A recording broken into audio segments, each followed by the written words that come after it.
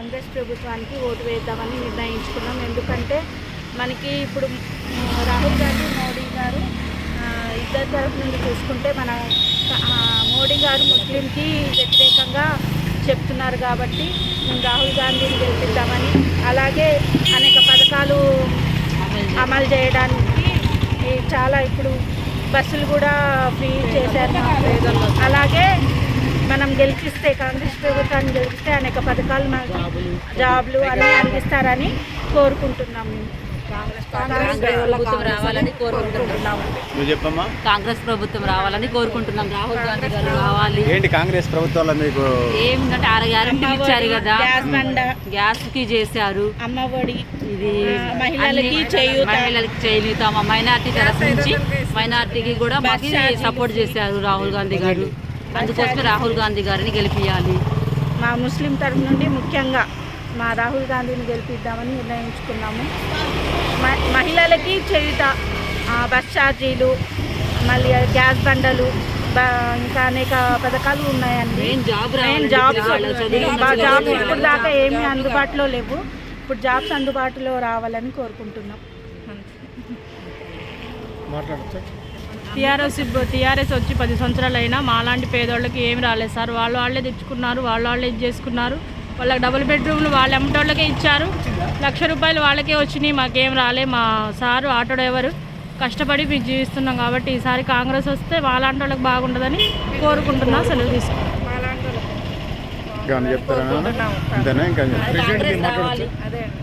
10 సంవత్సరాలుగా టీఆర్ఎస్ ప్రభుత్వం పాలిస్తుంది కానీ మన పేద ప్రజలకు ఎటువంటి సహాయం అందుబాటులో లేదు. డబల్ బెడ్రూమ్స్ అని, ఇంకా 1,00,000 రూపాయల పథకాలు, ఇవన్నీ నీళ్ళు వాటర్ ఫ్రీగా వస్తాయని, రోడ్ల గురించి మా కాలనీ తరపు నుండి ఎటువంటి ఫెసిలిటీస్ మాకు అందుబాటులో లేదు. ముస్తఫా నగర్ రోడ్ నెంబర్ 2 ఖమ్మం అండి. 2వ గల్లీలో అసలు అంటే వర్షాకాలమా ఎండాకాలం కూడా ఈ పరిస్థితి ఇబ్బంది అవుతుందండి. మా బజార్లో ఒక్క నల్ల కూడా లేదండి. ఇప్పుడు దాకా ఎవరు ఒక్క నల్ల వేయించట్లేదు. రోడ్లు సరిగ్గా లేవు. కార్పొరేటర్ ఎవరు? మీ వార్డు కార్పొరేటర్ ఎవరు చెప్పండి, నాకు కలుస్తాడు, నేను చెప్తాను. మక్బూల్ గారు అందరికి మా ఇంటి వెనకాల అందరికి వచ్చాయి కానీ 2 సందుల్లో రాలేదు. జాబులు ఉన్న వాళ్ళకి ఇల్లు వచ్చినాయి, ఇల్లులు వచ్చినాయి. జాబులు ఉన్న వాళ్ళకి ఇల్లులు వచ్చినాయి. జాబులు ఉన్న వాళ్ళకి పథకాలు వచ్చినాయి.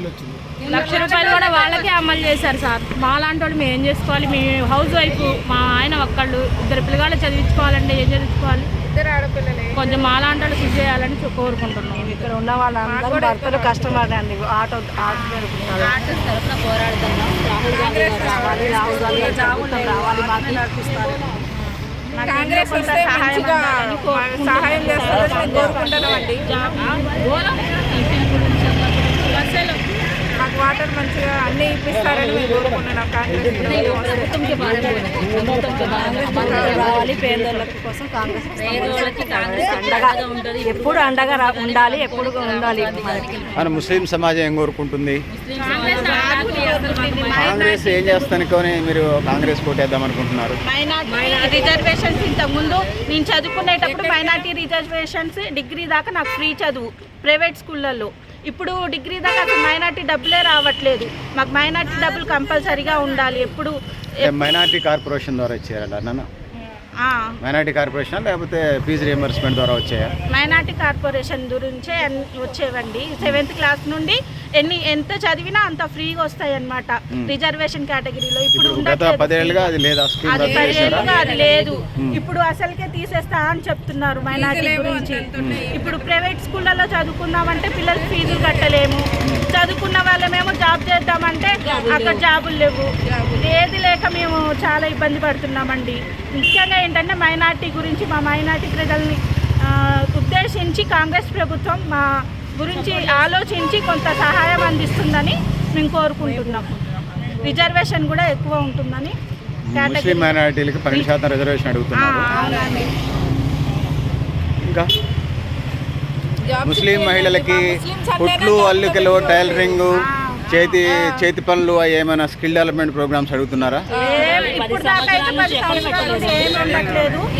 ఉంటాయని మేము కోరుకుంటున్నాం అన్నమాట. ఇప్పుడు రావాలని, ఇప్పుడు అమల్లోకి రావాలని కోరుకుంటున్నాం. మా ముస్లిమ్స్కి మంచి జాబ్స్ రావాలని మేము కోరుకుంటున్నాం. ఎక్కడికి వెళ్ళినా ముస్లిమ్స్ అంటేనే తీసేస్తున్నారు జాబ్స్లో. అది మంచి చదువుకున్న వాళ్ళకి జాబ్స్ కావాలి కానీ మరి ఇప్పుడు ముస్లిమ్స్ అంటే తీసి పడేస్తున్నారు అందరూ. ఎందుకని? ముస్లిమ్స్ అంటేనే తీసేస్తున్నారు. పరిపాలన ఎట్లుంది ఇప్పుడు? పరిపాలించే ఎవరు పరిపాలన? కాంగ్రెసా, బీఆర్ఎస్ నుండి పైనుండి చూస్తూనే ఉన్నారు అందరూ. ముస్లిం గురించి ఎంత దౌర్జన్యం జరుగుతుందో మనం పేపర్లలో చూస్తున్నాం. చదువులో అంటే అది ఉత్తర భారతదేశంలో ఆ పరిస్థితి ఉంది. మన ఖమ్మంలో, తెలంగాణలో ఆ పరిస్థితులు ఉన్నాయమ్మా. వద్దనే కదా ఇప్పుడు రాహుల్ కొంతమంది చూపిస్తున్నారు, కొంతమంది ఉత్తర భారతదేశంలో మీరు అన్న పరిస్థితులు ఉన్నాయో కానీ తెలంగాణలో, ఖమ్మంలో ఆ పరిస్థితులు లేవు కదా. మీరు అంత భయపడాల్సిన పనే లేదులేండి. ఇటువైపు రావద్దని మేము ఆ ఉద్దేశంతో ముందు జాగ్రత్త చర్యగా బీజేపీ ప్రకటిస్తున్నారు. మార్పుని కోరుకుంటున్నాం. చెప్పారు కూడా, నేను ఉన్నదాకా మీకు మైనార్టీ ఇవ్వదని మోడీ గారు చెప్పారు. ఉన్న మైనార్టీనే తీసేస్తామని చెప్తున్నారు. రిజర్వేషన్ ఉన్నది 5% కూడా తీసేస్తాం, ఇంకా ఉంచామని మోడీ గారు చెప్పిన తర్వాత ఇంకా మేము ముస్లిమ్స్ అందరూ కాంగ్రెస్కే ఓటేస్తాం. రాహుల్ గాంధీ అన్న కొద్దిగా మాకు ముందుకు నడిపిస్తారని కోరుకుంటున్నాం. ఇంకా మీరు అయిపోయిందా? ఇంకా ఓకే నాన్న. Thank you sir.